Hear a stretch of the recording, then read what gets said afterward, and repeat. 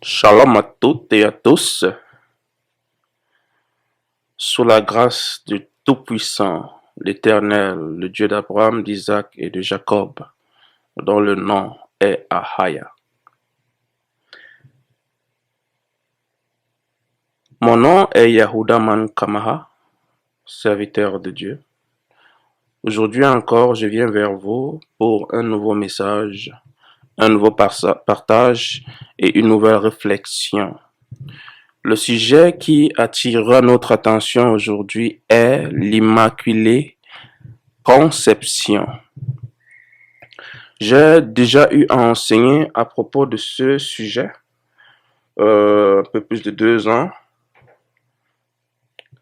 J'ai pensé qu'il était nécessaire de refaire un enseignement un peu plus approfondi là-dessus pour apporter davantage d'éléments pour que les uns et les autres puissent comprendre les points clés, mais surtout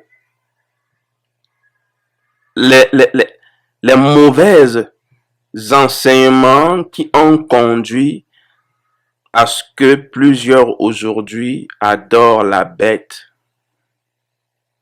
Je vais m'expliquer. Avec l'enseignement sur l'Immaculée Conception, nous avons plusieurs points, n'est-ce pas, qui vont en découdre. Le premier point, c'est l'existence des Néphilim dans notre monde. Ah oui? Pour ceux qui ne connaissent pas qui sont les Néphilim, eh bien, les Néphilim sont les enfants, on va dire, issus de l'accouplement des anges déchus avec les filles des hommes à l'époque de Noé et d'Enoch. Nous allons en parler un peu plus en profondeur lorsque nous entamerons notre leçon. Le deuxième point, c'est celui de l'inutilité de l'homme, du moins de la semence de l'homme.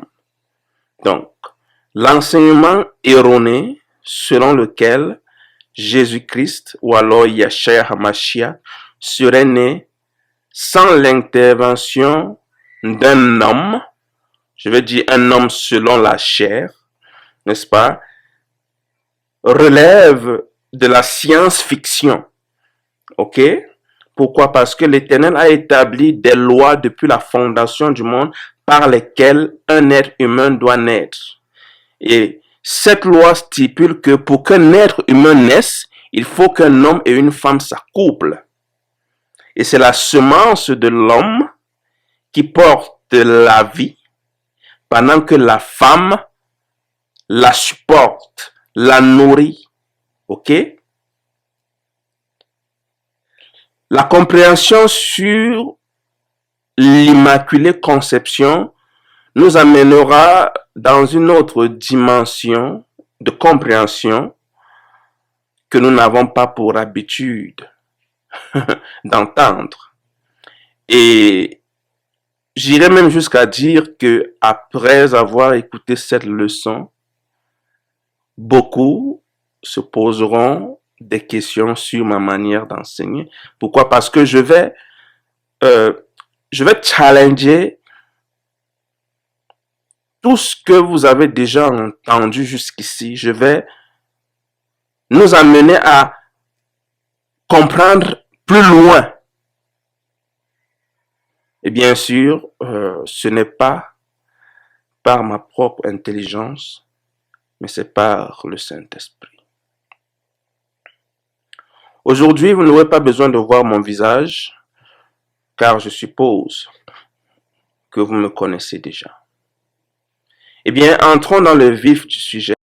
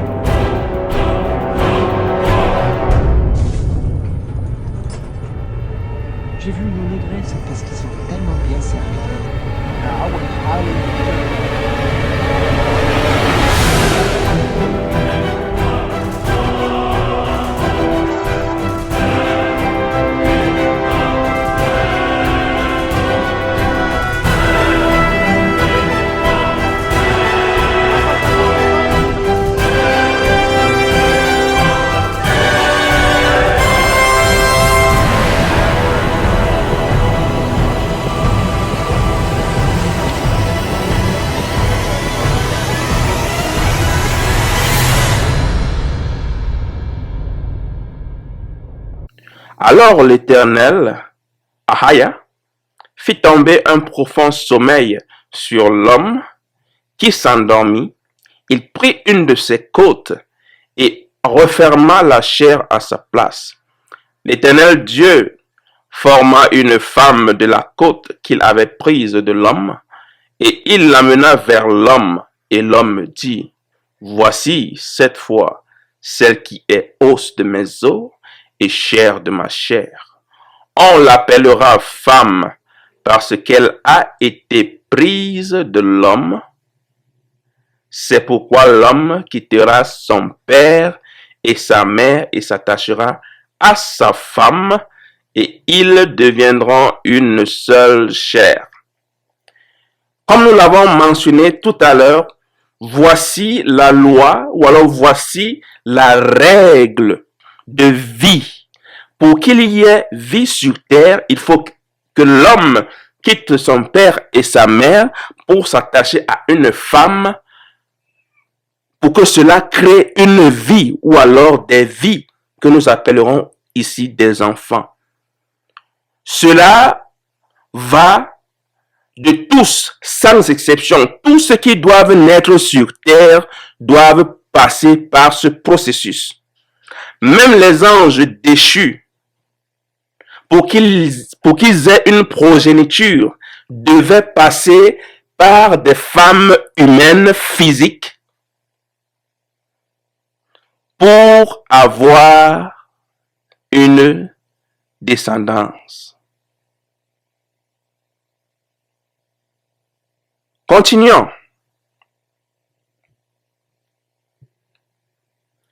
Genèse chapitre 4, versets 1 à 2. Pardon. Adam connut Ève, sa femme. Elle conçut et enfanta Caïn.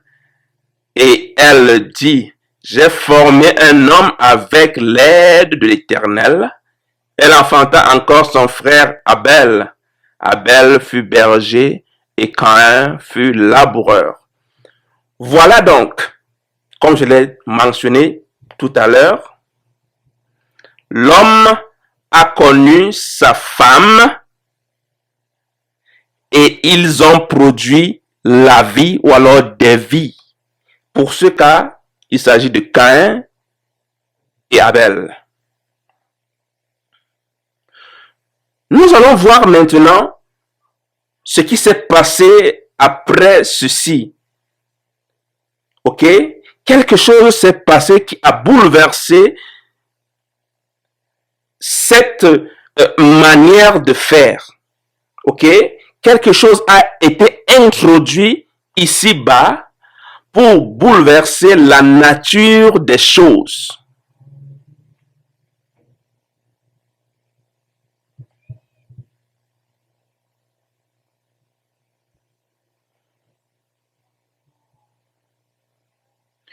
Voici donc ce qui s'est passé. Genèse chapitre 17, versets 1 à 2 et ensuite versets 4 à 8.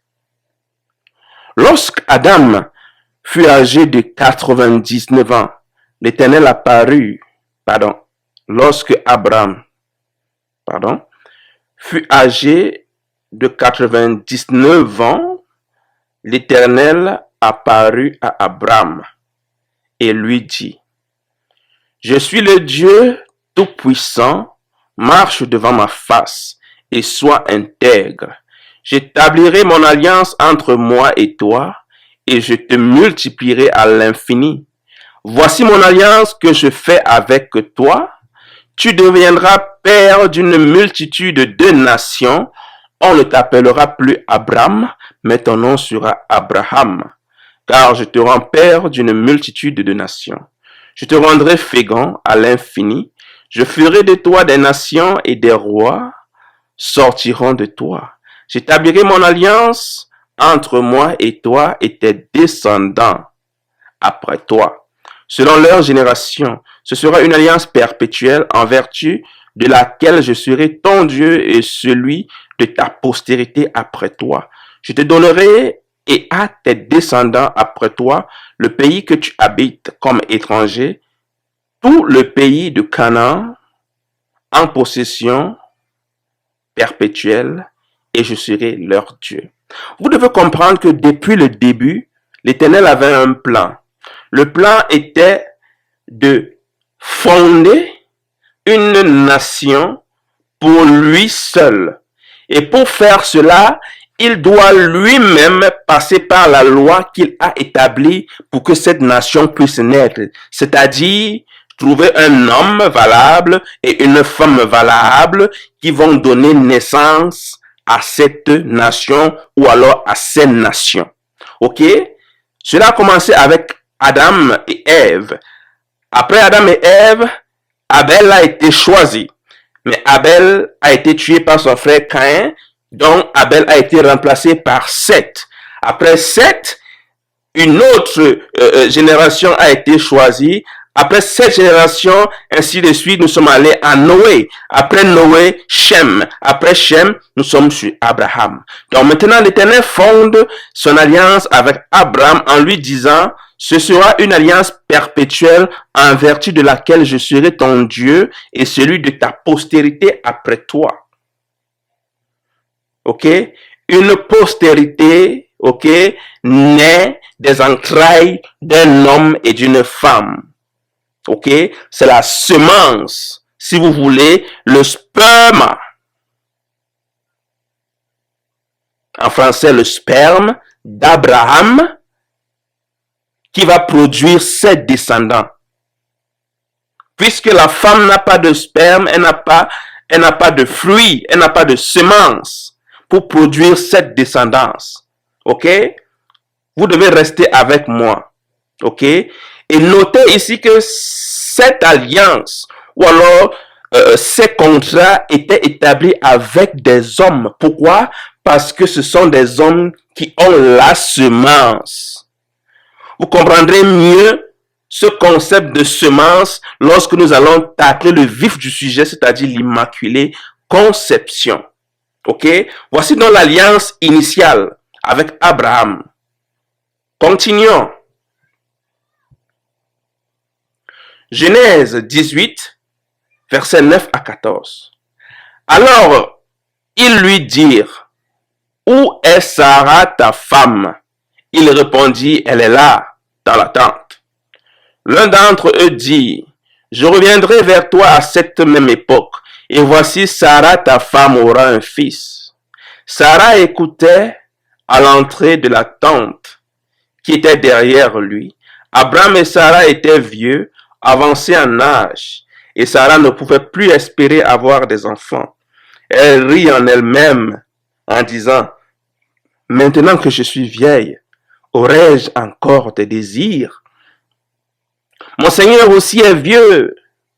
L'Éternel dit à Abraham, pourquoi donc Sarah a-t-elle ri en disant, est-ce que vraiment j'aurai un enfant, moi qui suis vieille? Y a-t-il rien qui soit étonnant de la part de l'Éternel?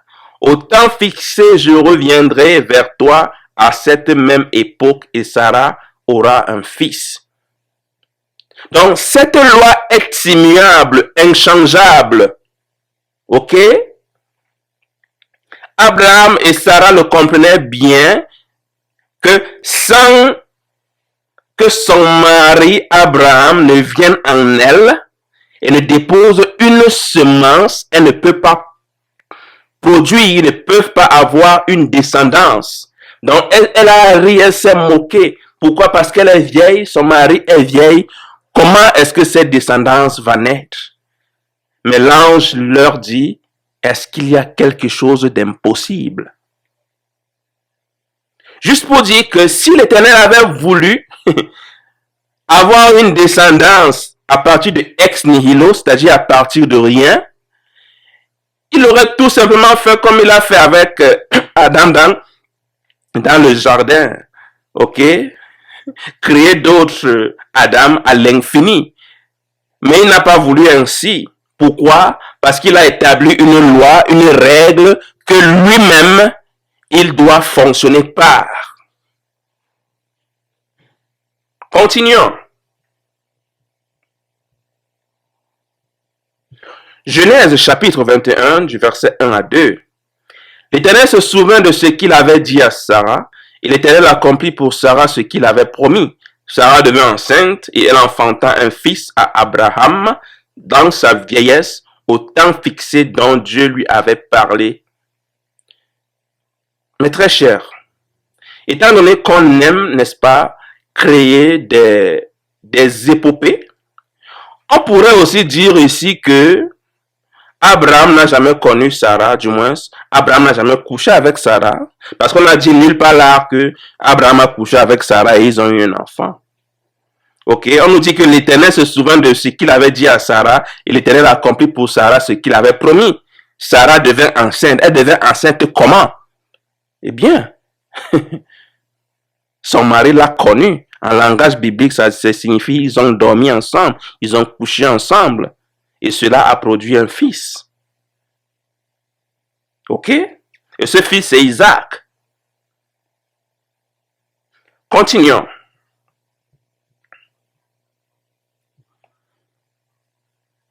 Genèse chapitre 25, versets 20 à 22. Isaac était âgé de 40 ans quand il prit pour femme Rebecca, fille de Bethuel, l'araméen de Padan Naram, et sœur de Laban, l'araméen. Isaac implora l'Éternel pour sa femme, car elle était stérile. L'Éternel l'exauça. Rebecca, sa femme, devint enceinte. Les enfants se heurtaient dans son sein, et elle dit, s'il en est ainsi, pourquoi suis-je enceinte? Elle alla consulter l'Éternel. Même scénario, ok? Rebecca était stérile. Isaac, son mari, a prié pour elle, et l'Éternel l'exauça. Comment est-ce que l'Éternel l'exauça? Isaac a connu sa femme, c'est-à-dire Isaac a couché avec sa femme, et l'Éternel a exaucé, et cela a produit des jumeaux. Ok? Même processus. Ok? Ça ne change pas.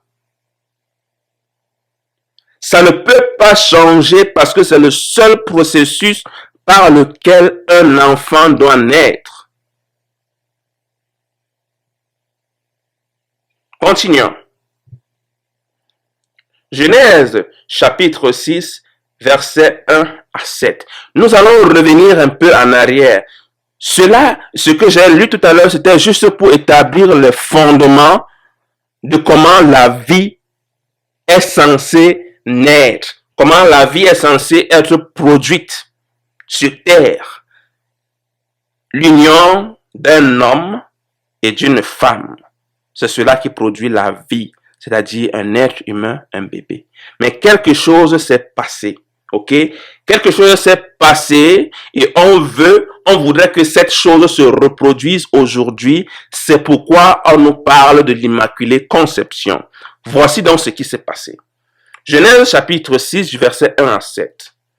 Lorsque les hommes eurent commencé à se multiplier sur la face de la terre et que des filles leur furent nées, les fils de Dieu virent que les filles des hommes étaient belles.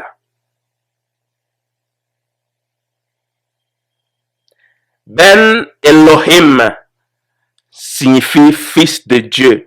Ok, bien aimé, je sais qu'il y a des écoles ou alors des enseignements qui veulent passer ce mot fils de Dieu pour le peuple d'Israël. Mais je suis désolé, à cette époque, les Israélites n'existaient pas, ok? À cette époque, Jacob n'était même pas encore né. À cette époque, Isaac n'était même pas encore né. Donc, on ne peut pas parler, on ne peut pas dire que les fils de Dieu ici, il s'agit des fils d'Israël, ok? Ici, il s'agit tout simplement des anges, ok? des anges qui étaient au ciel. Ok?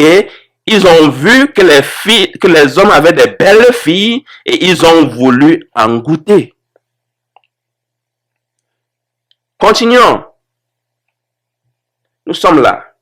Et ils en prirent pour femmes parmi toutes celles qu'ils choisirent. Eux-mêmes, ils ont compris, pour que nous ayons une descendance, il nous faut des femmes. Imaginez-vous des anges, des êtres puissants et surpuissants. Ok? Mais même eux ont eu besoin de femmes pour avoir une progéniture. Continuons. Alors l'Éternel dit, mon esprit ne restera pas toujours dans l'homme, car l'homme n'est que chair, et ses jours seront de 120 ans. Les géants étaient sur la terre en ces temps-là, après que les fils de Dieu furent venus vers les filles des hommes. Donc cette union entre les fils de Dieu et les filles des hommes a produit une race indésirée, une race impure, dont le nom était les géants, ou alors les Néphilim. Néphilim signifie, Néphilim c'est un mot hébreu, ça signifie déchu. C'est ce que Néphilim signifie, déchu. Bien. Ça nous dit, après que les fils de Dieu furent venus vers les filles des hommes et qu'elles leur eurent donné des enfants, ce sont ces héros qui furent fameux dans l'Antiquité. Zeus, Apollon, Athéna, Hercule, et j'en passe. Ok? Il y en a beaucoup. En Égypte, nous avons les Horus,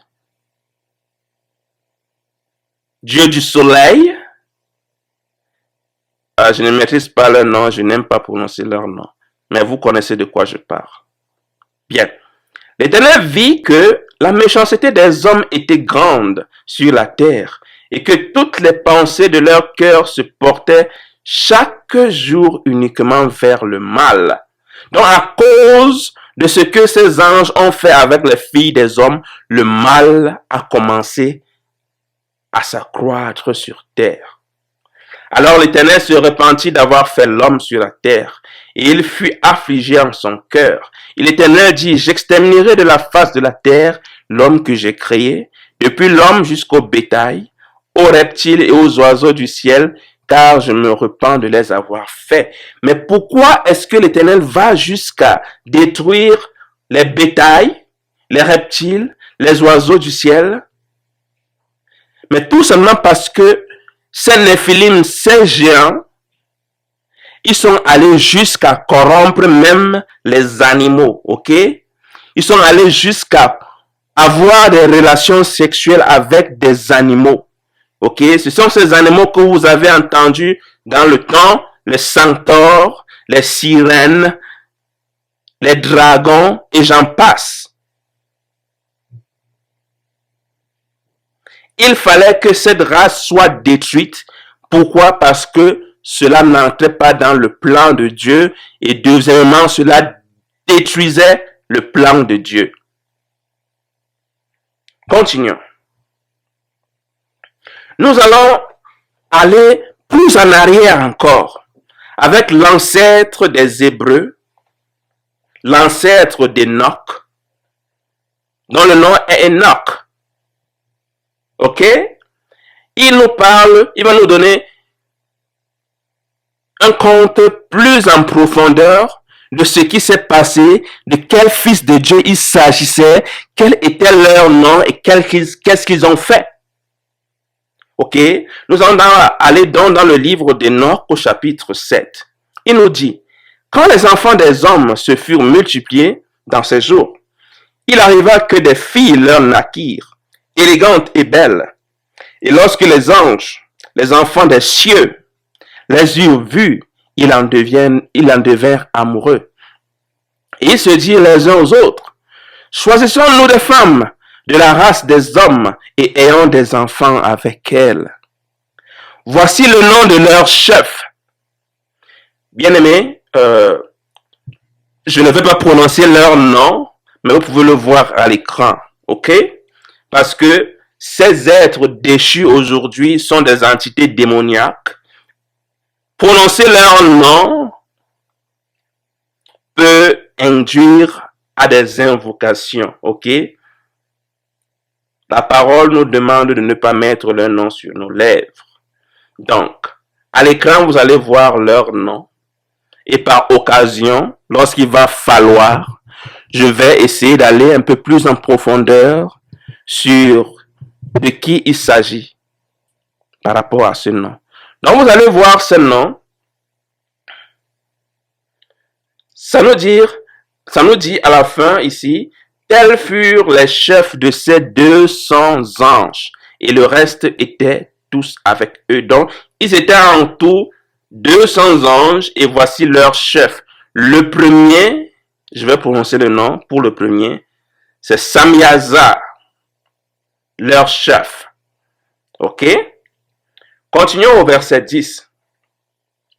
Et ils se choisirent chacun une femme, et ils s'en approchèrent, et ils cohabitèrent avec elles. Et ils leur enseignèrent la sorcellerie, les enchantements et les propriétés des racines des arbres. Et ces femmes conçurent, et elles enfantèrent des géants, dont la taille avait 300 coudées. Ils dévoraient tout ce que le travail des hommes pouvait produire, et il devint impossible de les nourrir. Alors ils se tournèrent contre les hommes eux-mêmes afin de les dévorer, et ils commencèrent à se jeter sur les oiseaux, les bêtes, les reptiles, les poissons pour se rassasier de leur chair et se désaltérer de leur sang.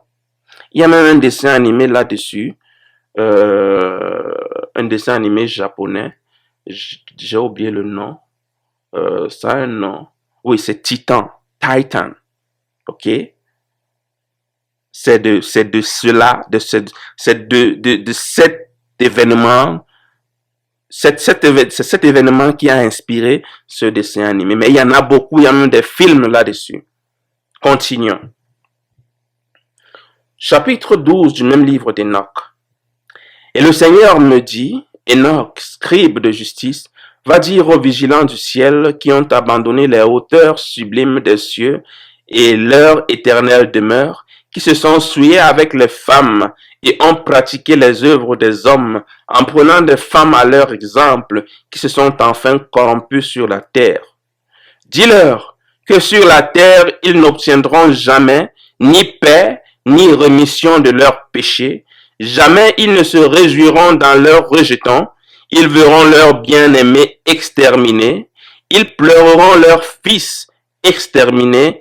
Ils me prieront pour eux, mais jamais ils n'obtiendront paix ou miséricorde. Bien aimé, c'est ici que les choses commencent à devenir intéressantes. Pourquoi?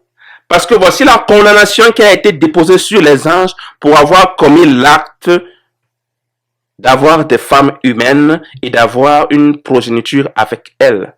Ok? Non seulement l'Éternel leur dit que leurs enfants vont être exterminés, ça c'est l'ange Michael qui avait été chargé de cela, et le déluge aussi qui a fait son ravage. Donc il a dit, non seulement leurs enfants vont être exterminés, mais eux-mêmes ils n'obtiendront jamais miséricorde. Maintenant, posez-vous la question. Voici la racine de l'Immaculée Conception. Ok? Pourquoi? Parce que bien avant l'histoire de la naissance de Jésus, nous avons eu des Immaculées Conceptions.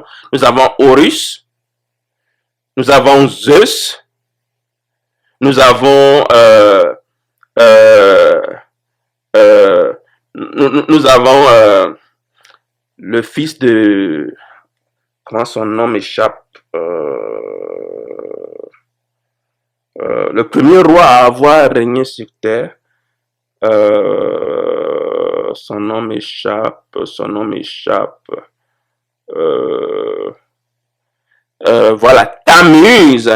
Tammuz, qui est le fils du premier roi qui a régné sur terre. Son nom m'échappe, mais ça va me revenir. Ok? Donc, Tammuz aussi, qui est le fils de ce roi, est censé être né par immaculée conception, car sa mère, Saméramis, après la mort de son mari, qui était le premier roi,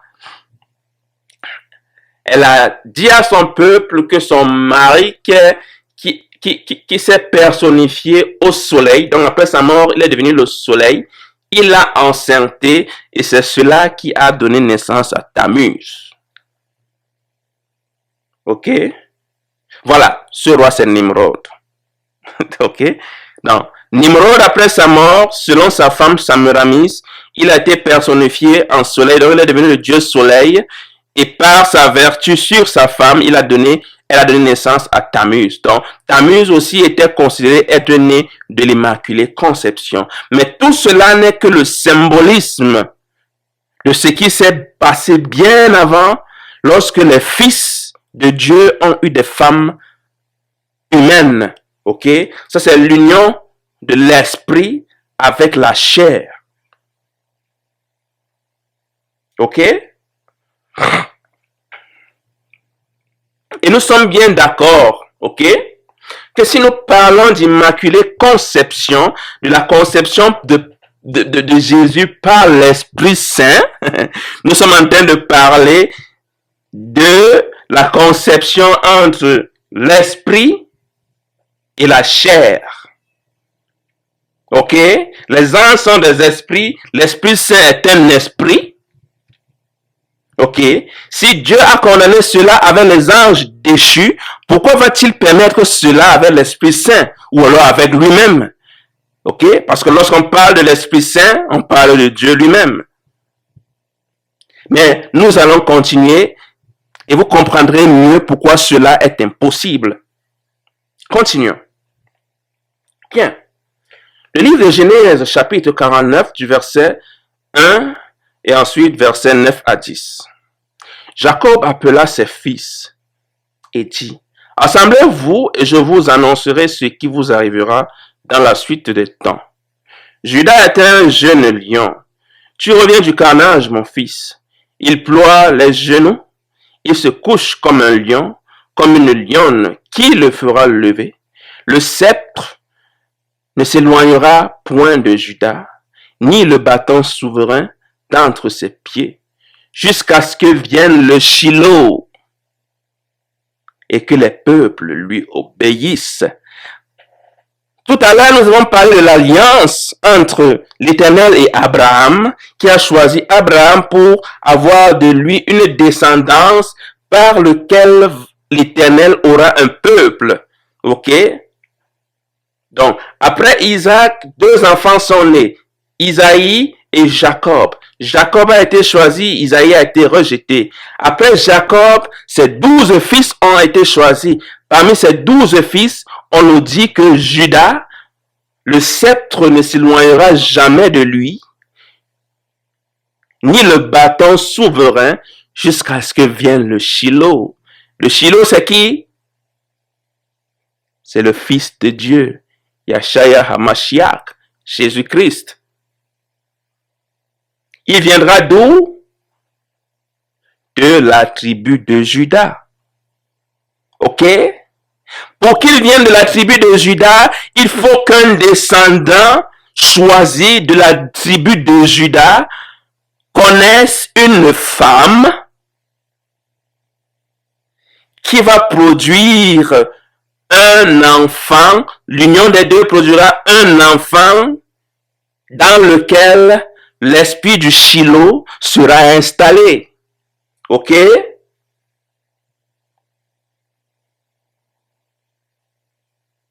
J'espère que vous voyez ce qui se dessine ici, ok? Continuons.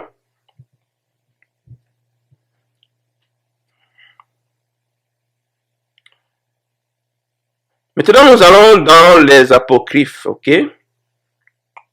Dans le livre de la sagesse de Salomon, pour réitérer encore une fois de quelle manière la vie humaine doit être produite sur terre. Quand je dis la vie humaine, ce n'est même pas seulement la vie humaine, parce que même les animaux, il faut l'accouplement d'un mâle et d'une femelle pour produire un bébé chat, un bébé chien, un bébé chèvre, un bébé porc, ainsi de suite. Même chez les plantes, ok? Il faut une plante mâle et une plante femelle pour qu'il y ait germination, ok?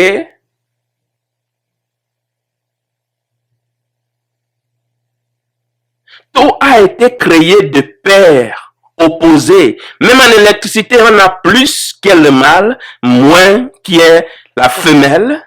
Plus et moins permet la circulation de l'énergie. Plus, il y a court-circuit. Moins, il y a court-circuit. Ok? Lisons, chapitre 7. Je suis aussi mortel comme tous les hommes. Un descendant du premier enfant formé de la terre. Et dans l'utérus d'une mère, j'ai été moulé en chair. Il dit, il est aussi mortel comme tous les hommes. Un descendant du premier enfant formé de la terre. Ce premier enfant, c'est qui? Adam. Ok? Et il dit, et dans l'utérus d'une mère, j'ai été moulé en chair. Il continue, dans la période de 10 mois, compacté avec du sang de la semence d'un homme et le plaisir qui vient en dormant. Donc, il nous décrit comment ça se passe. Ok? Cela se passe avec le plaisir qui vient en dormant de la semence d'un homme. Il dit, et quand je suis né, j'ai commencé à respirer l'air commun et je suis tombé sur la terre des parents. Et mon premier cri était un cri comme celui de tous. J'ai été soigné avec soin dans des langes, car aucun roi n'a eu un commencement d'existence différent. Aucun roi, y compris Yahshua Hamashiach. Verset 6 dit, il y a pour toute l'humanité une entrée dans la vie et un départ commun. Ok? Tous, nous venons dans la vie par l'union d'un homme et d'une femme. Et tous, nous repartons par la mort. Donc, si Yahshua HaMashiach, ok, n'était pas 100% humain, c'est-à-dire né de l'union d'une femme et d'un homme, il n'aurait jamais connu la mort. Pourquoi? Parce que les anges ne meurent pas. Les esprits ne meurent pas. Et les enfants des géants, les Néphilim, ont été détruits par l'ange Gabriel. Leur corps est mort, mais leur esprit reste. Si vous lisez le livre de Enoch, vous allez voir où on nous dit que ils ne peuvent pas être détruits parce qu'ils sont issus de l'esprit, ok? Leur corps a été détruit pour diminuer le mal sur terre, mais leur esprit erre. Et ce sont ces esprits qui ont pris le nom d'esprits démoniaques aujourd'hui. Donc, tous ces démons dont vous entendez parler de possession par-ci, possession par-là, ce sont ces enfants de Néphilim qui sont encore autour de nous, ok? Ils vivent, ils ont soif, ils ont faim, ils ont sommeil, mais ils ne peuvent assouvir aucun de ces desseins. Pourquoi? Parce qu'ils n'ont pas de corps physique. Pour assouvir ces besoins, ils doivent posséder un corps. Et pour qu'ils possèdent un corps, il faut que ce corps transgresse les commandements de Dieu. Ok? Pour qu'ils ne bénéficient pas de la protection d'Ahaya. Et maintenant, ils sont disposés à être possédés.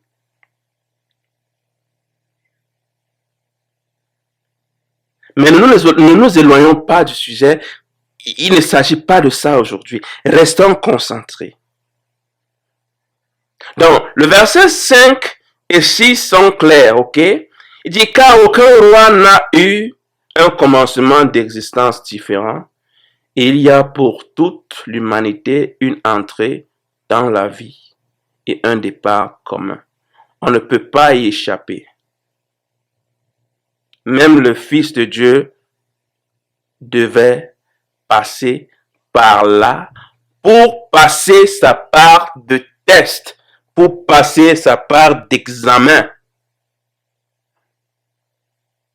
Continuons. Nous allons maintenant entrer dans la quintessence du sujet et parler des événements qui ont concouru à la naissance de Jésus-Christ ou alors Yahshua HaMashiach. Matthieu, le livre de Matthieu chapitre 1, du verset 18 à 21 et ensuite du verset 24 à 25. Voici de quelle manière arriva la naissance de Yahshua HaMashiach.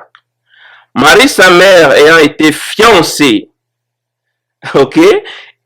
Écoutez bien, ayant été fiancée à Joseph, se trouvant enceinte par la vertu du Saint-Esprit, avant qu'ils eussent habité ensemble.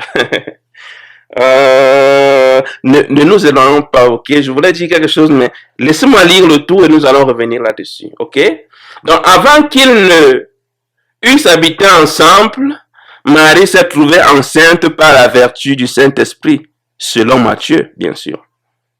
Continuons. Joseph, son époux, qui était un homme de bien, et qui ne voulait pas la diffamer, se proposa de rompre secrètement avec elle.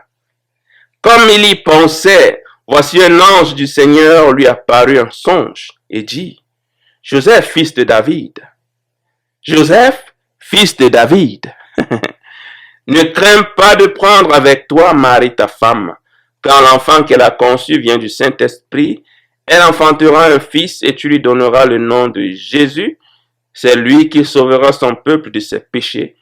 Joseph s'étant réveillé fit ce que l'ange du Seigneur lui avait ordonné et il prit sa femme avec lui, mais il ne la connut point jusqu'à ce qu'elle eût enfanté un fils auquel il donna le nom de Yahshua HaMashiach. Restons concentrés, bien-aimés, restons focalisés, parce que ce qui va suivre là est très capital. Ok? On nous fait comprendre que Marie a été fiancée à un homme, Joseph, qui est un fils de David, c'est-à-dire son arrière-grand-père, c'est David. Bien.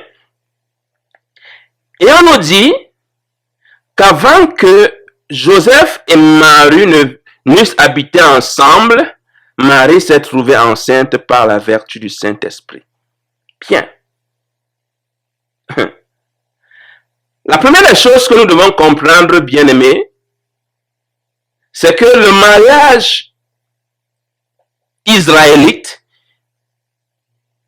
ne se faisait pas et ne se fait toujours pas de la manière occidentale. C'est-à-dire, on voit une belle fille dans la rue, elle nous plaît, on lui fait la cour. Après quelques temps, on lui demande sa main, on est fiancé, patati patata. Ça ne se passe pas comme ça, ok? Le mariage dans le jargon israélite se passe entre les parents, ok?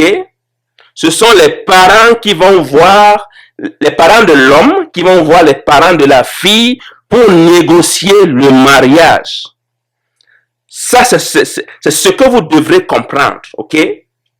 Et lorsque les négociations sont abouties, à l'instant où les deux parents, les deux familles sont d'accord, les deux enfants sont considérés comme des fiancés ou alors comme des époux. Ok? Donc, Joseph ne saurait, ok, rompre secrètement avec Marie. Pourquoi? Parce que ce n'est pas lui qui est chargé des négociations du mariage. Ce n'est pas lui. OK? OK? Donc, ce n'est pas comme si j'ai une copine quelque part que j'ai demandé en mariage, elle est ma fiancée et tout. Je découvre quelque chose de mauvais sur elle et patati patata, je la donne rendez-vous dans un restaurant et on rompt en silence, personne ne connaît. Ça, OK, c'est la mentalité typique païenne, OK? Cela ne se passait pas ainsi. Ce qui nous amène à croire que ce passage, celui qui l'a conçu avait une idée très précise. OK? Et nous allons élucider cela dans le verset qui suit. Donc vous devez retenir que le mariage israélite ne se fait pas entre la mariée et le marié. Ça se fait entre les parents du marié et les parents de la mariée. Un. Et de deux, il y a des conséquences. OK? Lorsque une fille fiancée se trouve enceinte, ok, tu ne peux pas être fiancé dans une communauté. Ce n'est que toi seul qui sais. On ne voit pas. C'est impossible, ok. Nous connaissons le mouchardage, ok.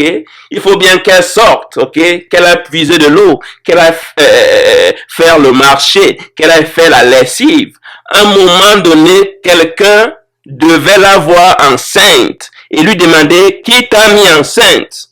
Ok? En Israël, ça ne pardonne pas. Si on ne connaît pas que tu es marié et qu'on te voit enceinte dans la maison de ton père, il y a des conséquences. Et nous allons voir cela. Verset suivant. Donc ça, c'est un livre qui m'a été envoyé par une sœur qui donne un peu les détails sur comment le mariage se passe, ok? Bien. Ça nous dit ici que fiancé, le nom du livre, je pense que je l'ai encore un instant pour ceux qui... Bon, je ne pense pas que vous allez le trouver en librairie, hein, parce qu'elle, selon ce qu'elle m'a dit, elle a acheté dans une boutique antiques. Donc, c'est un livre assez vieux. Laissez-moi voir si je peux trouver l'image du livre ici. Oh, ok. Le nom, l'auteur, c'est Xavier Léon Dufour, Dictionnaire du Nouveau Testament. Ok. Bien. Je n'ai pas, il n'y a pas une date, malheureusement. Continuons. Pardon. Donc, ça nous dit fiancé, tenu par une promesse. Les fiancés étaient considérés comme des époux. Donc, à l'heure où Marie était fiancée à Joseph, fils de David, ils étaient déjà des époux, c'est-à-dire mari et femme. Ok? Cela suppose qu'une dot doit être payée. Cela suppose que le mariage sera consommé, doit être consommé. Et cette consommation se fait par l'acte sexuel. Et nous allons voir comment cela se passait. Ok? Bien. Fondation et vie du foyer. C'est dans le cadre de la famille qu'il faut placer l'institution du mariage. La femme était cherchée surtout dans la proche parenté sans porter atteinte à la prohibition de l'inceste, mais aussi en dépit des interdictions parmi les clans étrangers. Il existait des mariages d'inclination, mais ordinairement du fait que les futurs époux sont encore très jeunes, les rabbins fixent l'âge minimum à 12 ans pour la fille, à 13 ans pour le garçon. Donc, chez les Israélites, à 13 ans, un homme peut se marier, à 12 ans, une fille peut se marier. Ok? Malheureusement, nous ne connaissons pas l'âge de Joseph à l'époque des faits, ni l'âge de Marie à l'époque des faits. Ok? Mais ici, on nous explique comment le mariage se passe. Continuons. Ce sont les parents qui négocient le mariage. parents revenaient de discuter le montant du mohar, c'est-à-dire la dot, somme d'argent que le futur fiancé était tenu de verser au père de la jeune fille. Non pas achat de la femme, mais compensation donnée à sa famille. Un peu comme Jacob l'a fait au père de ses 4 femmes, un peu comme Isaac l'a fait pour Rebecca, ok? Continuons. Nous sommes à quel niveau? Bien. Celle-ci, du reste, l'utilisait d'ordinaire pour le trousseau de la jeune fille, c'est-à-dire les habits, les valises, les marmites, etc. Cette tractation féminine, les 2 jeunes gens sont fiancés, c'est-à-dire qu'ils sont juridiquement liés l'un à l'autre. Donc, à l'instant où Marie et Joseph étaient fiancés, ils étaient liés. Ok? Et le mariage n'était pas quelque chose qu'on faisait en catimini, ok? Tout le monde était au courant qu'aujourd'hui, tel et tel se sont mariés et tel se sont fiancés. Continuons. Sans que pour autant ils cohabitent encore. Ok. Bien. Donc, admettons qu'ils étaient fiancés, c'est-à-dire liés, mais qu'ils n'habitaient pas ensemble. Ok? Mais Marie est enceinte. Ok? Mais Marie est enceinte. Ok?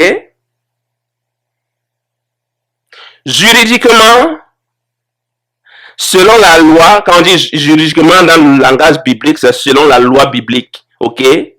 Ils ne sont pas en faute si jamais un acte sexuel se produisait entre les deux. Pourquoi? Parce qu'ils sont liés, ils sont mariés. Ok? Donc, quelque chose s'est passé entre Joseph et Marie avant qu'ils n'habitent ensemble, mais étant déjà fiancés. Ok? Continuons. Enfin, après une durée difficile à préciser, il met entre parenthèses 1 an, a lieu la cérémonie du mariage. Affaire civile seulement, sans rite religieux. Un contrat est rédigé où figure une formule du type de celle trouvée dans le Wadi Mouraba. Bon, tu seras ma femme, etc.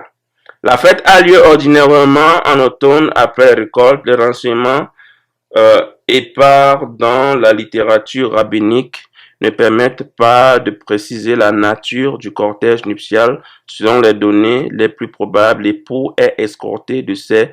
Bon, peut-être... Bien, le reste là ne nous intéresse pas. Donc, voilà, nous allons lire la fin, ok? Je ne sais pas si vous voyez ma souris, mais nous venons à la fin là.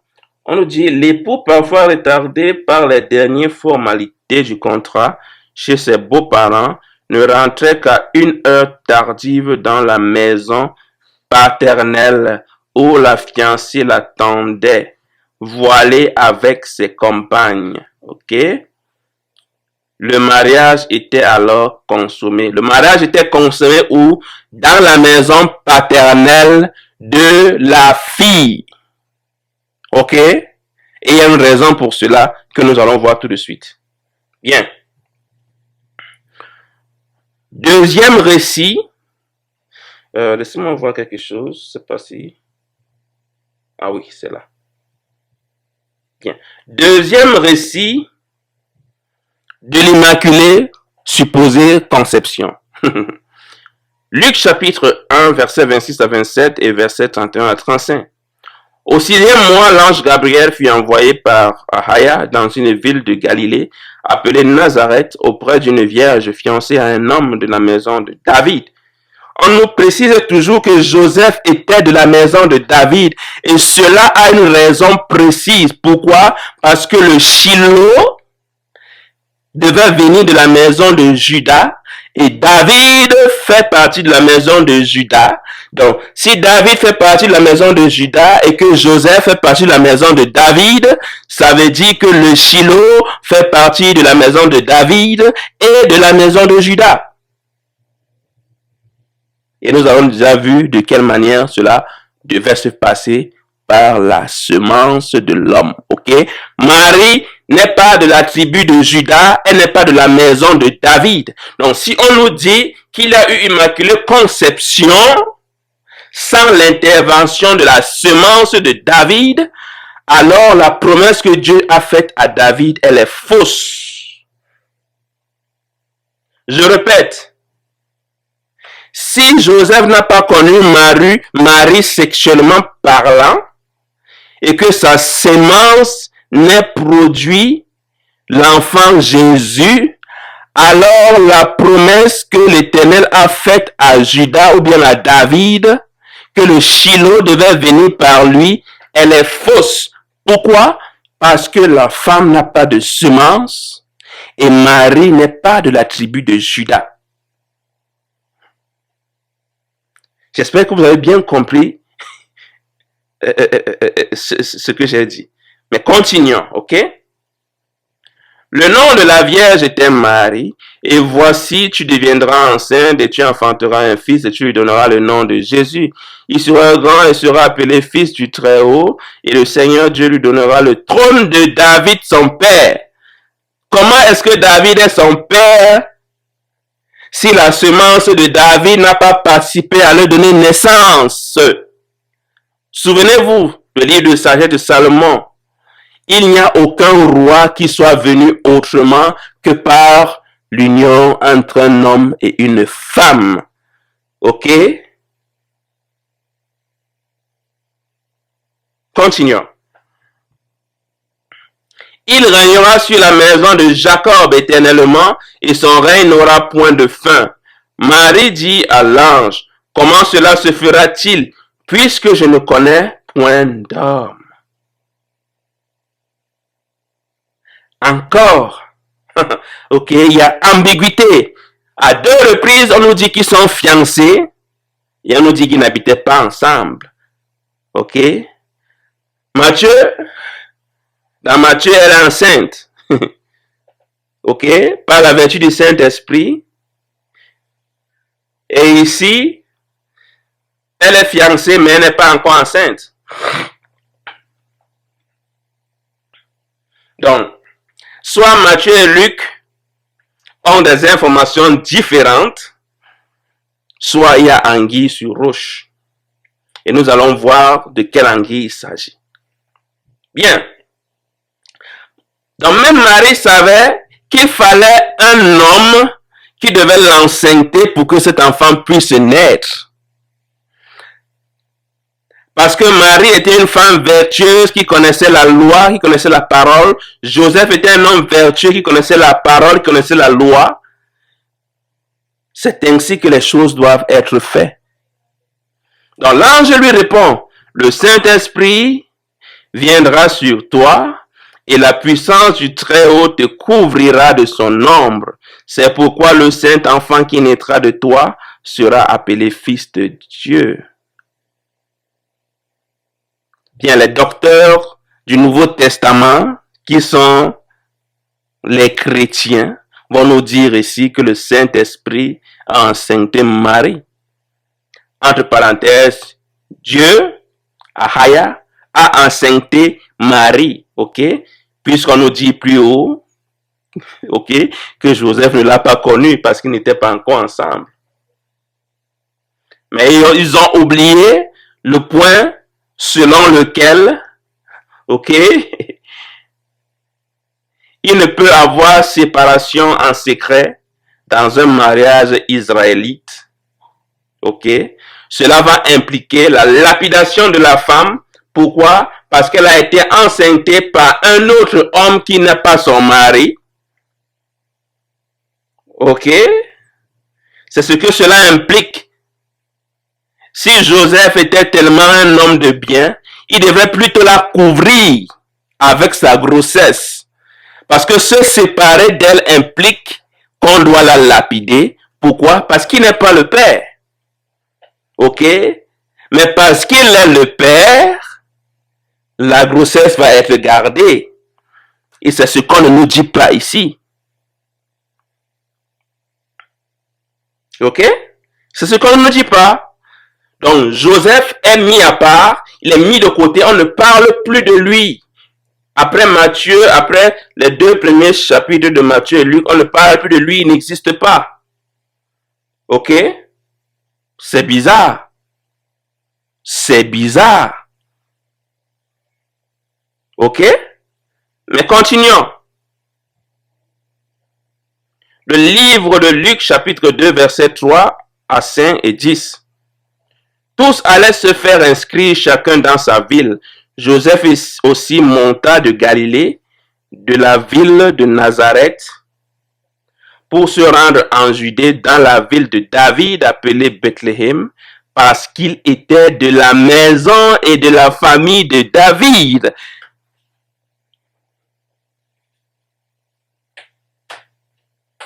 Parce qu'il était de la maison et de la famille de David. Ce n'est pas pour rien. Ok? Parce qu'il y avait une promesse qui avait été faite à David que c'est par lui, c'est par sa descendance que le Shiloh doit venir. Ok? Ce n'est pas pour rien. Et ça nous dit, afin de se faire inscrire avec Marie, sa fiancée qui était enceinte. Mais l'ange leur dit, ne craignez point, car je vous annonce une bonne nouvelle qui sera pour tout le peuple le sujet d'une grande joie.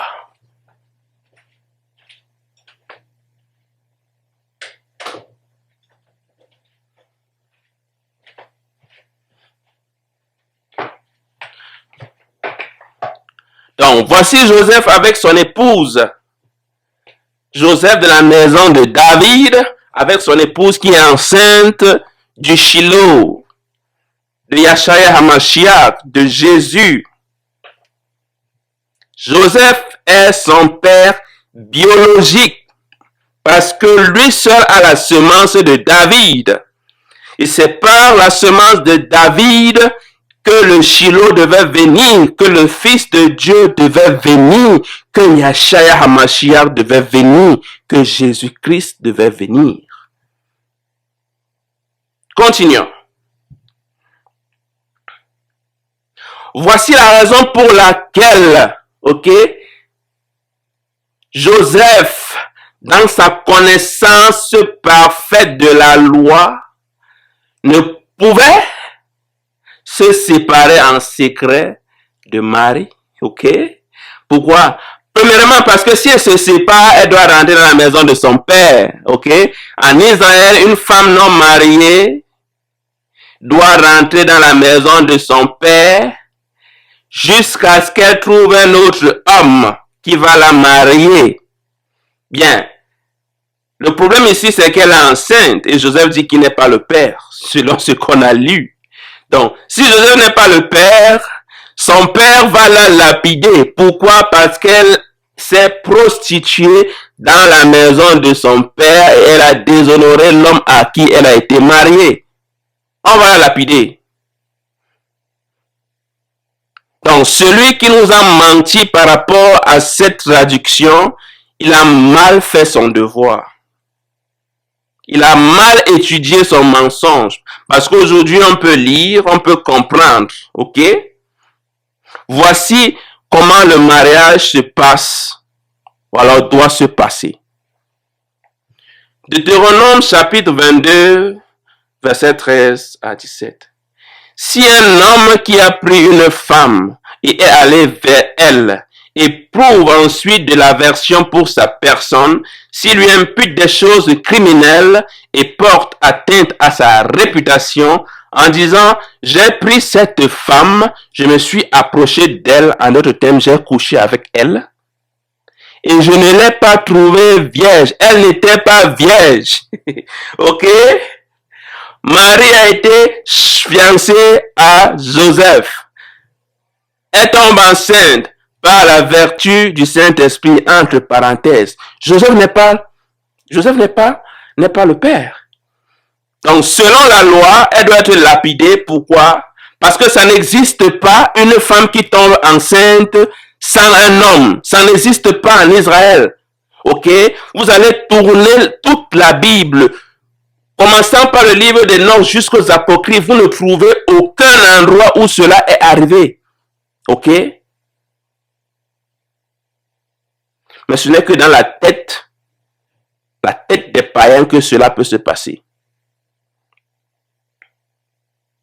Ok? On a voulu sublimer la naissance du Fils de Dieu en nous faisant adorer des entités déchues.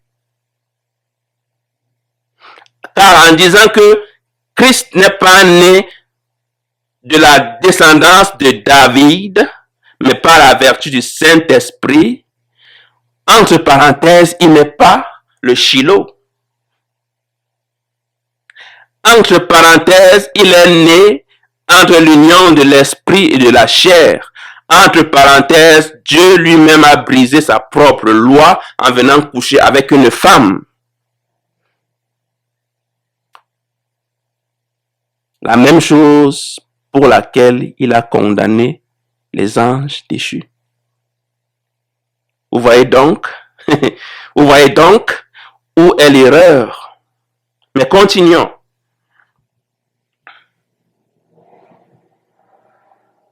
Il dit, j'ai pris cette femme, je me suis approché d'elle et je ne l'ai pas trouvée vierge.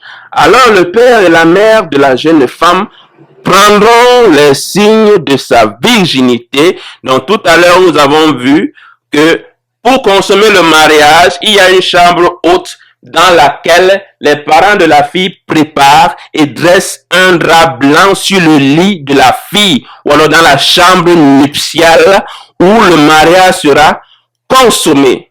Ce drap blanc a pour rôle une preuve que les parents vont garder de la virginité de leur fille. Ok? Quelle est cette preuve? Lors du rapport sexuel, étant donné que la fille est vierge, normalement, il y a du sang qui doit émaner de cet acte. Pourquoi? Parce que c'est comme une porte fermée qu'on a forcée, ok? Cette tache du sang, le sang qui vont rester sur le drap blanc, seront gardés par les parents comme preuve que lors de la consommation du mariage, il y a une preuve que voici le sang sur le drap sur lequel vous avez consommé le mariage. Donc, si l'homme revient plus tard pour dire que votre fille n'était pas vierge lorsque je l'ai connue, les parents vont sortir le drap et montrer, voici la preuve. Ok? Que notre fille était vierge ce jour-là lorsque tu consommais le mariage. Ok? Raison pour laquelle Joseph ne pouvait pas se séparer de Marie en secret. Et deuxièmement, il fallait qu'il connaisse Marie pour qu'elle reste sa femme. Non, il fallait qu'il couche avec Marie dans la chambre nuptiale pour qu'elle reste sa femme. Or, on nous dit nulle part ici qu'il a divorcé de Marie. Donc, ça veut dire que Joseph a connu Marie. Pourquoi? Parce qu'elle est restée sa femme. Ok? Il a connu Marie dans la chambre nuptiale préparée par les parents de Marie. Et il y a cette preuve que Marie était vierge. En d'autres termes, Joseph de la maison de David a connu Marie et elle est tombée enceinte de l'enfant Yashaya. Ok? La semence vient de Joseph, mais l'esprit vient de Dieu. Pareil pour nous, ok? Notre père a connu notre mère, ce qui produit notre corps, mais l'âme, l'esprit, la vie qui va habiter ce corps viennent de Dieu. Ok? Et c'est cet esprit qui est fils de Dieu. Ok? Habitant dans le corps qui vient de la semence de David pour confirmer la promesse qui a été faite à David selon laquelle il ne manquera jamais un descendant sur le trône de David. Continuons.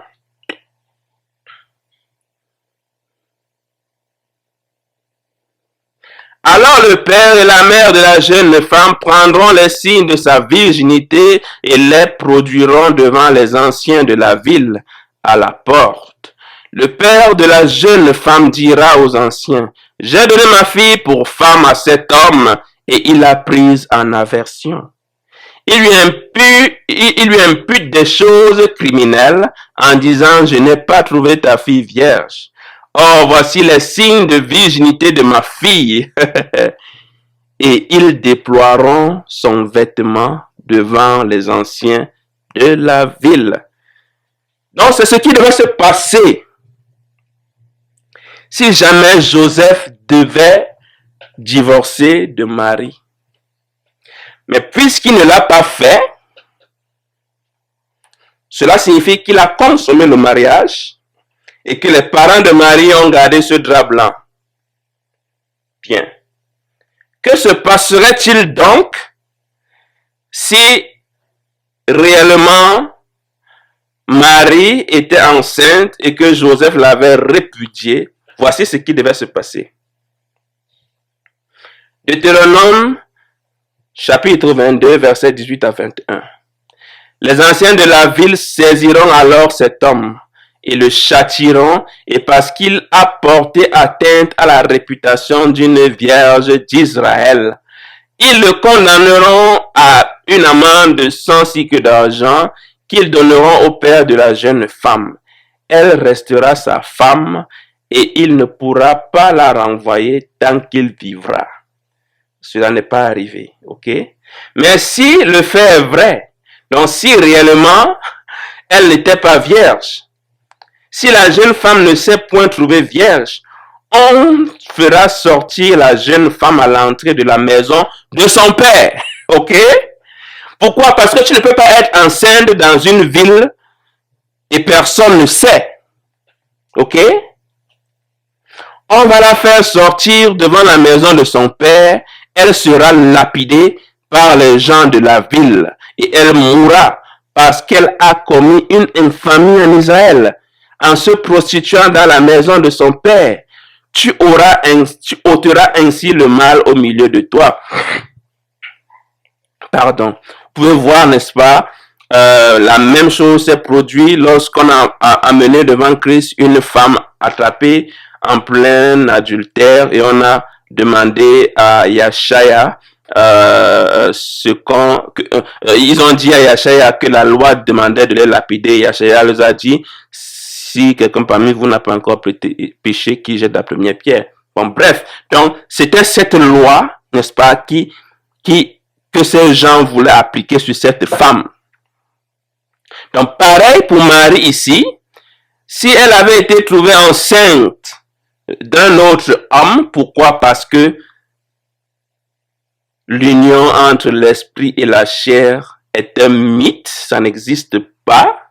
Ok? Et même pour que les anges puissent coucher avec les femmes, il fallait qu'ils adoptent une apparence physique. Ok? Donc, il n'y a aucune possibilité que l'Esprit Saint, ok, qui n'est pas physique, enceinte Marie sans semence de David. Bon, vous allez me dire que Dieu peut créer à partir de rien. Oui, c'est vrai, sauf que il est lié par sa propre loi, ok? Et la première loi qu'il a établie, pour qu'il y ait vie, pour qu'il y ait naissance, il faut qu'il y ait l'union entre un homme et une femme. Que ce soit une union volontaire ou involontaire, c'est-à-dire par un mariage ou pas, un enfant doit naître par l'union d'un homme et une femme. Cela s'applique dans le monde animal, dans le monde végétal et dans le monde humain. C'est la loi universelle. On ne peut pas la contourner. Ok? Donc, et si Joseph avait menti en disant que Marie n'était pas vierge lors de la consommation du mariage, lui-même on devait le punir, il devait payer une amende, ok? Et elle devait rester sa femme à vie. Mais ce n'est pas arrivé. Nulle part on nous dit cela. Donc ça veut dire que le mariage s'est passé dans les règles de la loi. Ils ont été fiancés. Il a consommé le mariage. L'enfant est né. Et l'esprit qui a été mis dans cet enfant est l'esprit du Fils de Dieu. Continuons.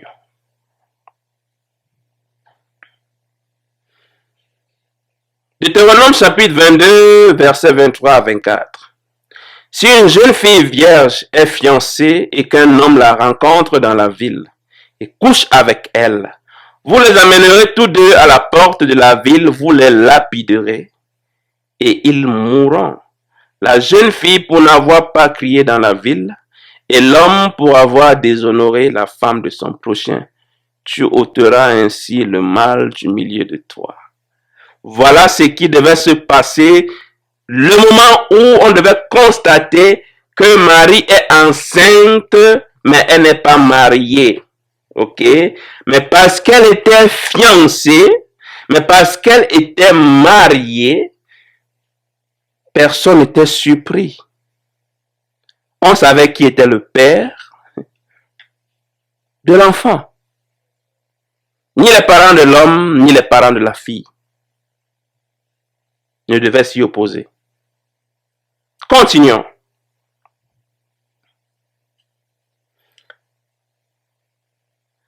Voici un autre passage utilisé pour justifier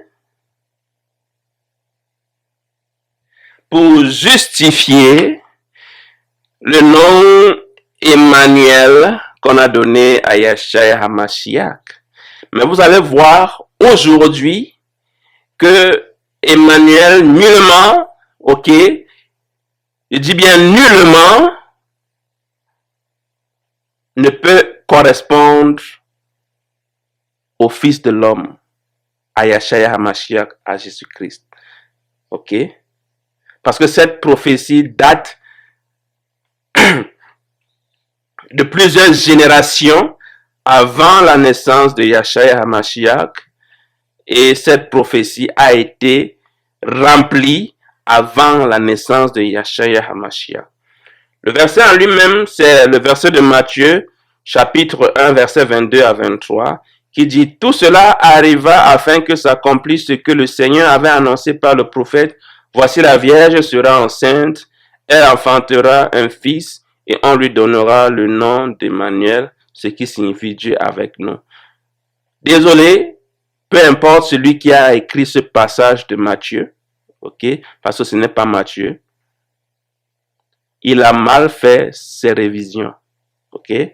Son mensonge est trop flagrant, et voici la raison pour laquelle c'est flagrant.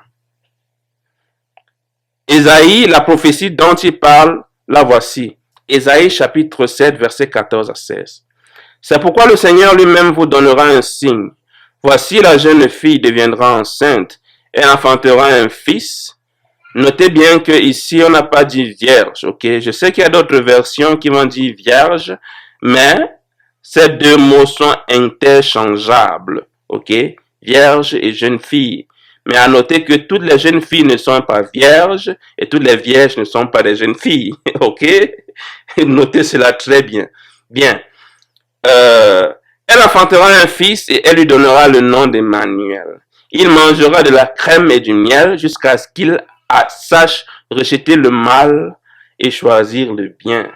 Mais avant que l'enfant sache rejeter le mal et choisir le bien, le pays dont tu crains les deux rois sera abandonné. Bien, je pose donc la question, si ce passage appartient à la prophétie selon laquelle un enfant devait naître de l'Immaculée Conception qui est Jésus, est-ce que le pays d'Israël avait été abandonné avant sa naissance, ou alors avant que Yahshua HaMashiach ne sache rejeter le mal et choisir le bien. Est-ce que Israël avait été abandonné? Est-ce qu'il n'y avait plus des Israélites en Israël lorsque Yahshua est né? Vous comprendrez bien que c'est faux, non. Au contraire, il est né dans une crèche à Jérusalem, à Bethléem, ok? Et ce n'est que 3 ans après sa naissance qu'ils ont fui en Égypte, ok? Mais il y avait encore bien des Israélites en Égypte à cette époque. Et il est revenu, ok? Ok? Et le nom qu'on lui a donné, ce n'est pas Emmanuel, c'est Yahshua HaMashiach, c'est Jésus, ok? Donc, maintenant, nous allons voir là où cette prophétie s'est réalisée, ok? Cette prophétie ne parlait pas d'un enfant qui devait naître quelques siècles plus tard, mais cette prophétie parlait bien des enfants du prophète Ésaïe à cette même époque.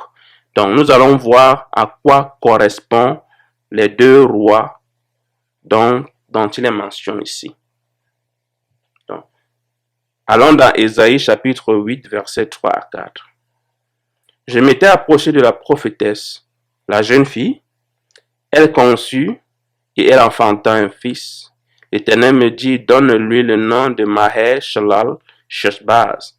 Car avant que l'enfant sache dire mon père, ma mère,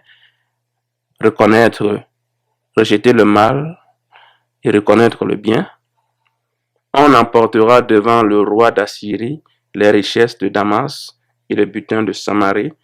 Le roi d'Assyrie, les richesses du roi de Damas et les richesses du roi de Samarie. Ok, ça c'était à l'époque du roi d'Assyrie lorsqu'il a conquis Damas et Samarie. Damas et Samarie sont en Israël. Ok, voilà donc la prophétie.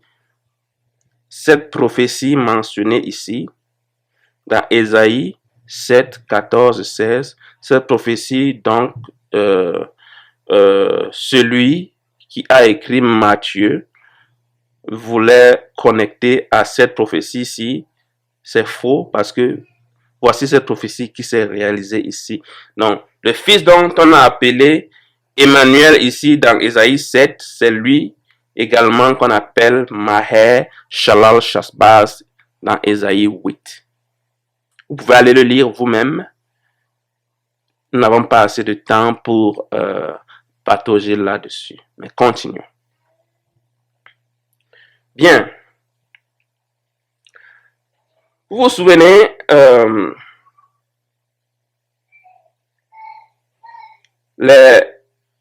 les scribes, les pharisiens ont voulu piéger Christ. Et Christ les a posé une question. La voici. Dans Luc 20, versets 41 à 44. Yahshua leur dit, comment dit-on que le Christ est fils de David?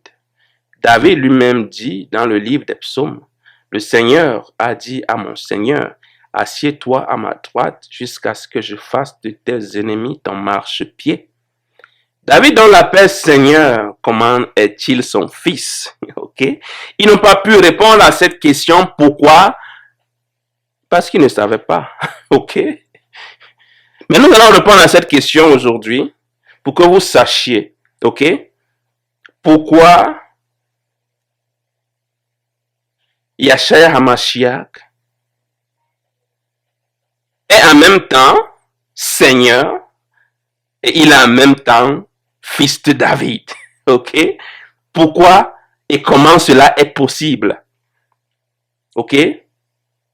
Continuons. Voici la réponse. Hébreux, chapitre 2, versets 10 à 12 et versets 14 à 17. Pardon. Il convenait en effet que celui pour qui et par qui sont toutes choses, celui pour qui et par qui sont toutes choses, c'est Yahshua HaMashiach. Donc, il a convenu que celui pour qui et par qui sont toutes choses et qui voulait conduire à la gloire beaucoup de fils, Ok? Éleva à la perfection par les souffrances le prince de leur salut.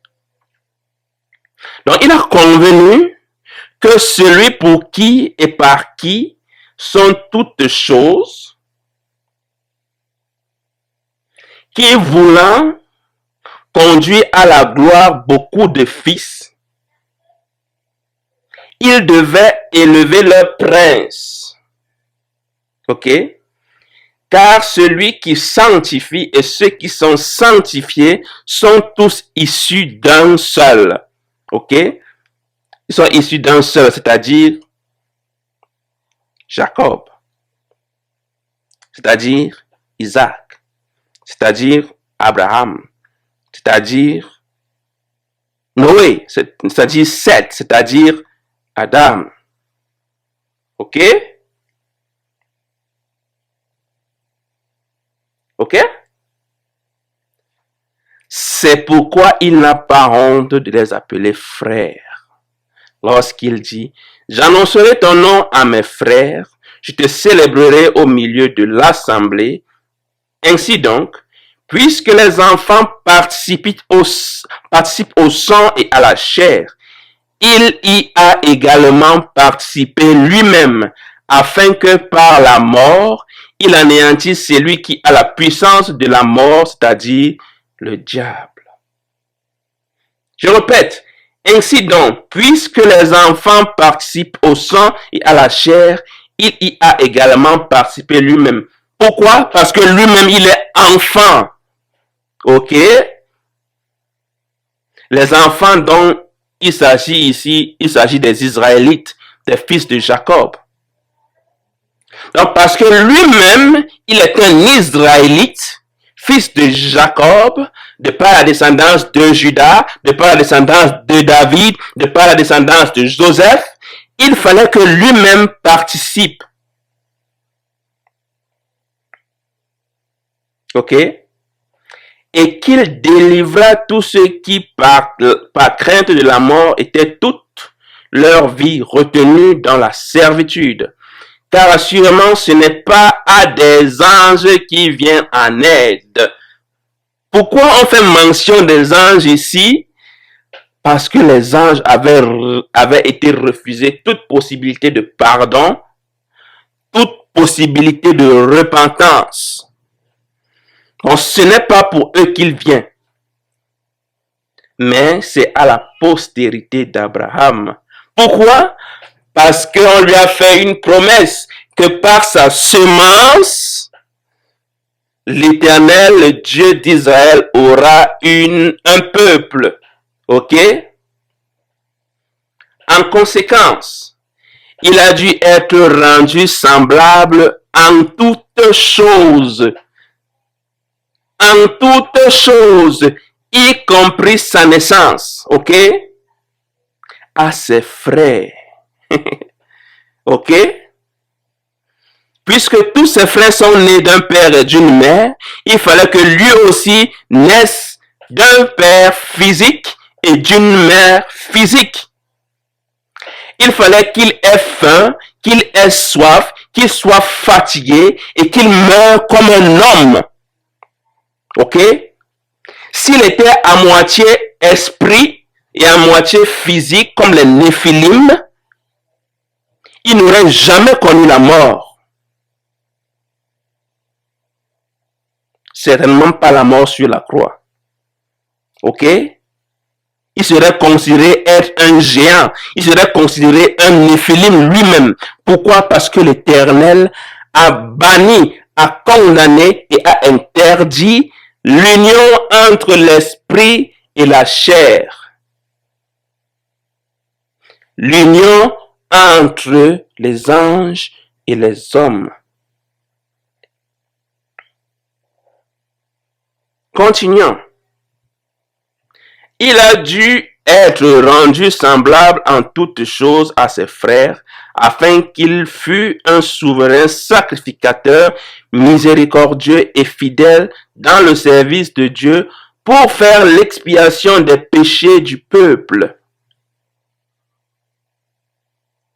Pour être souverain sacrificateur en Israël, il faut être sans tache et pur.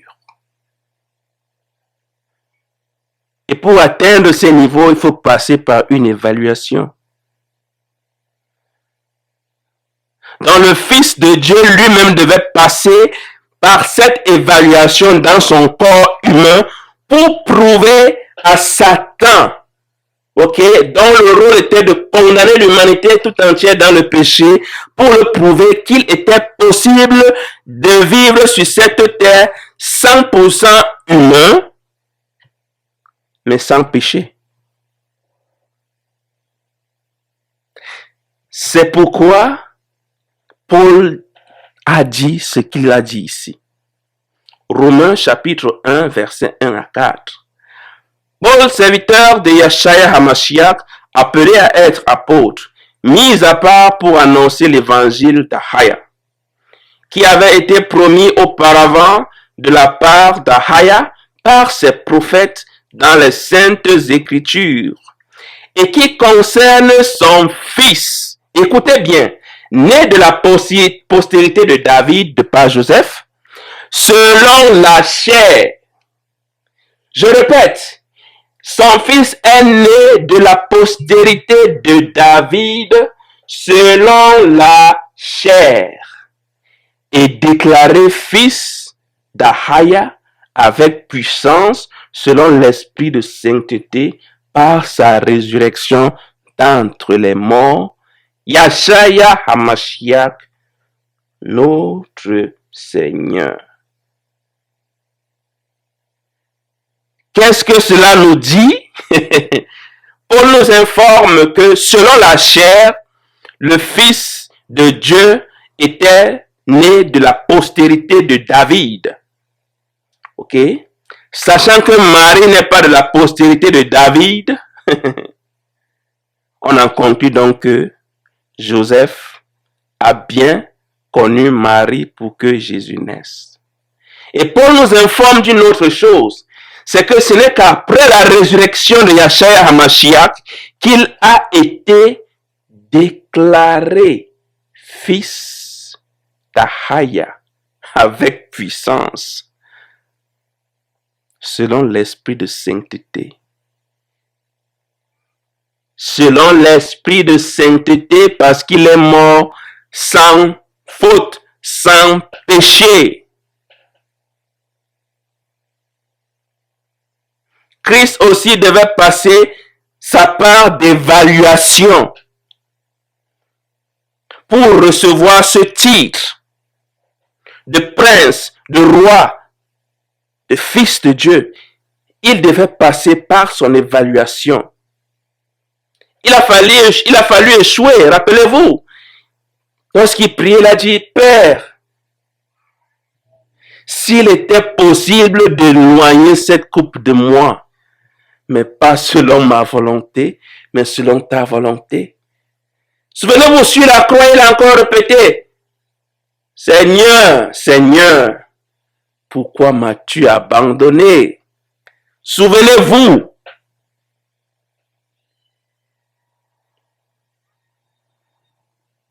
Donc, Yeshua HaMashiach est bien né d'un père et d'une mère. D'un père qui est Joseph, de la maison de David, tel que l'Éternel l'a promis, et d'une mère, Marie. Continuons. Psaume 132, verset 11 à 12 et verset 17. L'Éternel a juré la vérité à David. Il n'en reviendra pas. Je mettrai sur ton trône un fruit de tes entrailles. Si tes fils observent mon alliance et mes préceptes que je leur enseigne, leurs fils aussi pour toujours seront assis sur ton trône. Là, je lèverai la puissance de David. Je préparerai une lampe à mon oint. Voilà donc la promesse. Et cette promesse a été réalisée par Joseph. Donc, S'il y avait encore un royaume au temps de Joseph en Israël, Joseph serait assis sur le trône de son père David, parce que c'est lui qui était l'élu de cette époque-là.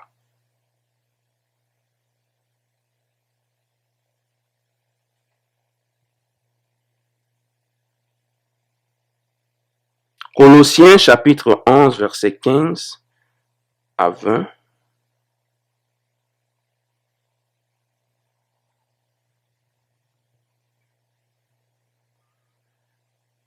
Il est l'image du Dieu invisible, le premier-né de toute la création. Car en lui ont été créées toutes les choses qui sont dans les cieux et sur la terre, les visibles et les invisibles, trône, dignité, domination, autorité. Tout a été créé par lui et pour lui. Il est avant toutes choses et toutes choses subsistent en lui. Il est la tête du corps de l'Église. Il est le commencement, le premier-né d'entre les morts, afin d'être en tout le premier, car Ahaya a voulu que toute plénitude habitât en lui. Il a voulu par lui réconcilier tout avec lui-même, tant ce qui est sur la terre que ce qui est dans les cieux, en faisant la paix par lui, par le sang de sa croix. Bien-aimé, le premier homme, Adam, a péché et cela a fait entrer le malheur sur terre. Et pour aggraver les choses, les anges déchus ont connu les filles des hommes et ont donné naissance à une race impie, une race indésirée, les Néphilim. Cela a aggravé les choses. Alors pour rétablir l'équilibre, il fallait qu'un homme 100% homme puisse exister et vivre sans péché pour rétablir l'équilibre. Ok?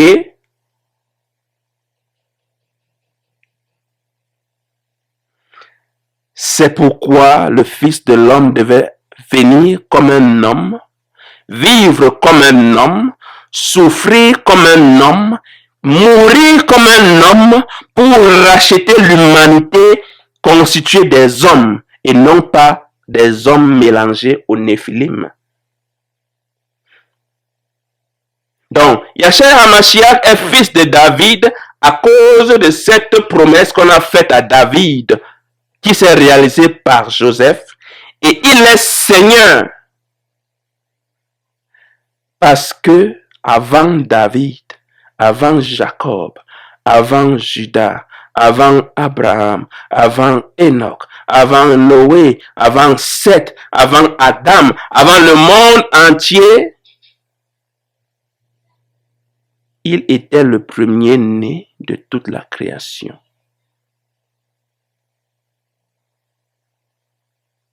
En lui ont été créées toutes les choses qui sont dans les cieux et sur la terre.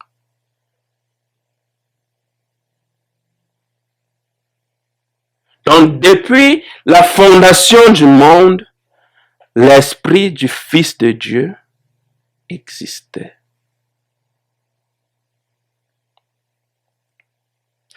Le monde est constitué de plusieurs, on va dire, mondes, de plusieurs espaces, de plusieurs dimensions, si vous voulez.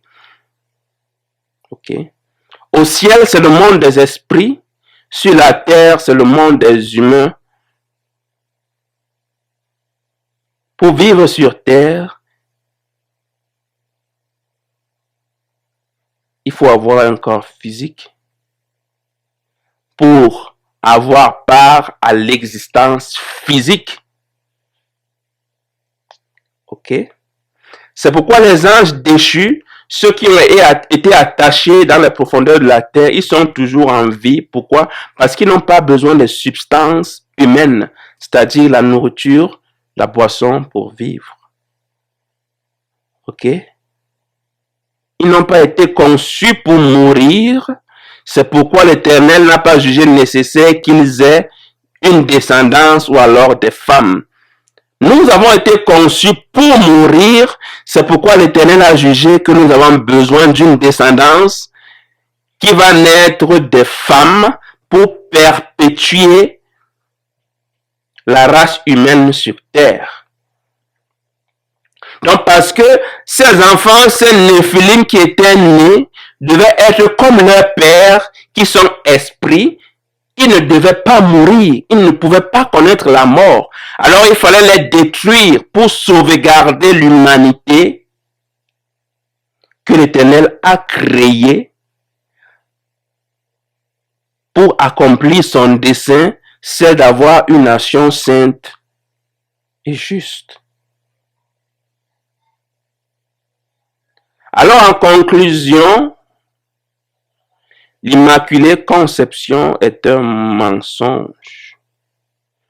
Un mensonge orchestré pour dire aux femmes qu'elles n'ont pas besoin d'un homme pour donner naissance à un enfant. Pour dire aux hommes qu'ils ne servent à rien, que sans eux, le monde peut exister. Comme vous avez pu le constater, on a évincé Joseph, tandis que Marie a continué d'exister. L'Immaculée Conception nous informe qu'il y a encore des entités déchues qui tapissent dans l'ombre et qui peaufinent un complot pour faire tomber l'humanité. C'est pourquoi nous avons aujourd'hui des OGM, des organismes génétiquement modifiés. Ok? Attendez voir cela. Ok? Des enfants qui sont conçus sans l'intervention d'un homme. Ok? Des enfants qui sont conçus dans des bots, des cachots, des boîtes de conserve. Ok? Et qui ont pour esprit des esprits déchus, néphilim, qui ont besoin de corps physiques pour exister, pour partager l'expérience vivante humaine. Rappelez-vous, on l'a dit tout à l'heure, ces esprits ont faim, ils ont soif, ils ont sommeil, mais ils ne peuvent assouvir aucun de ces désirs parce qu'ils sont comme l'air. Ils sont comme le vent. Ils ont donc besoin